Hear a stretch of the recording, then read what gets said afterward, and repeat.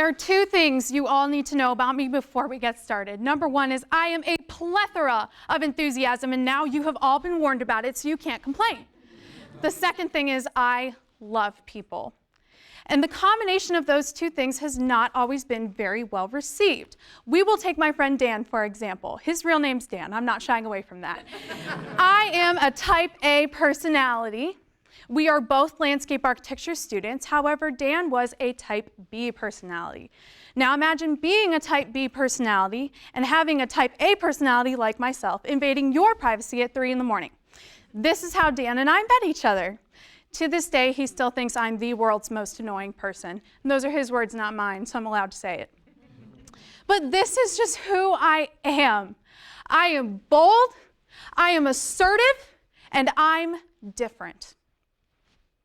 My experiences at the College of Architecture and Planning have led me to perceive that I am different.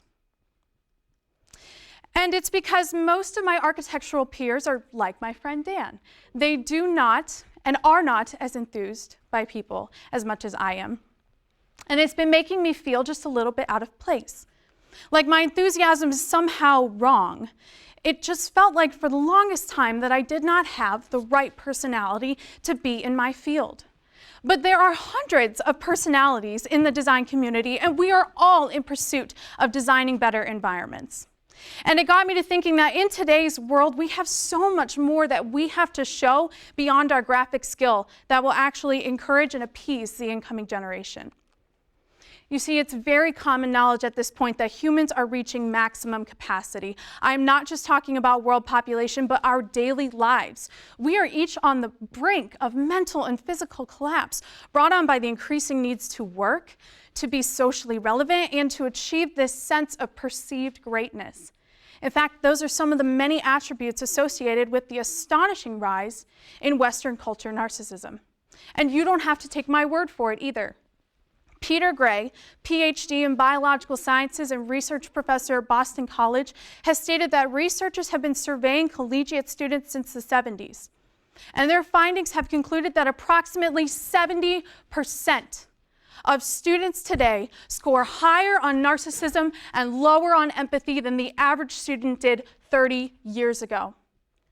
This means our incoming generations are gradually losing their ability to feel empathy. And this is leading to a lack of interest, a lack of trust, and a lack of respect for other people and our environments. And it's because of this dilemma that I realized just how much my over-exuberant personality can actually contribute to the overall progression of landscape architecture. Because without these outgoing people personas like mine, then we are essentially leaving the future of our social environments to our antisocial designers. Now, I've been studying for the past few months of the year in preparation for my own undergraduate thesis. Crown Fountain in Millennium Park continues to be a huge inspiration of mine as I seek to design landscapes like this one, a place that puts equity and empathy back into our communities. Now, in the interest of time, I'm going to summarize what I've learned over the course of several months into 30 seconds. Human-centered design is a term IDEO.org uses in their 2015 handbook titled The Field Guide to Human-Centered Design. In my research, this includes a diverse array of designers and users who come together to plan communities that are based on the individual and collective identity. Furthermore, this is really important for citizens because they can see how their opinions and worldviews affect the community around them. All in all, this should encourage the designer and citizen alike to increase their amounts of empathy and start to see what their value and impact has on the communities around them. Now, if I were to ask you to repeat what I just said to you, would you be able to do it? No. Don't even try and challenge me on this. Here's the thing.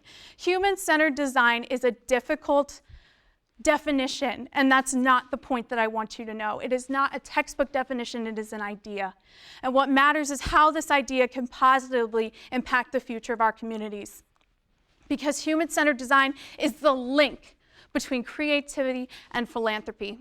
It means it's fostering a deeper understanding between the people that make communities and the people that live in them. Furthermore, it means that the humans who involve themselves in this activity trigger a sense of higher value and purpose. To do this, architects and planners must reach out to include people in our decision making, and it cannot be left to public agencies and traditional platforms alone. And you would never think that architecture had any impact on you, especially not your levels of empathy. But just imagine what happens. These strangers gather together on the quest to improve our quality of life, and these strangers sitting next to you hold a value and opinions and purpose just like you. Maybe you'll realize that the person sitting next to you has more value and more in common with you than you had previously perceived. And if we have the power to improve our quality of life, what is then stopping us from then improving the quality of life for all peoples by engaging in political, social, and ecological debates, because we continue to divide our country because we have been so absorbed and so powerless under the demands of our own daily living? We have the chance to change our fate in this story of human-centered design. But in order to see where it leads us, it must begin. So let us be bold, be assertive, and be different. And if designers and community members of all personalities can learn to embrace one another, it may just be what this country needs to forge into the future as an empathetic nation. Thank you.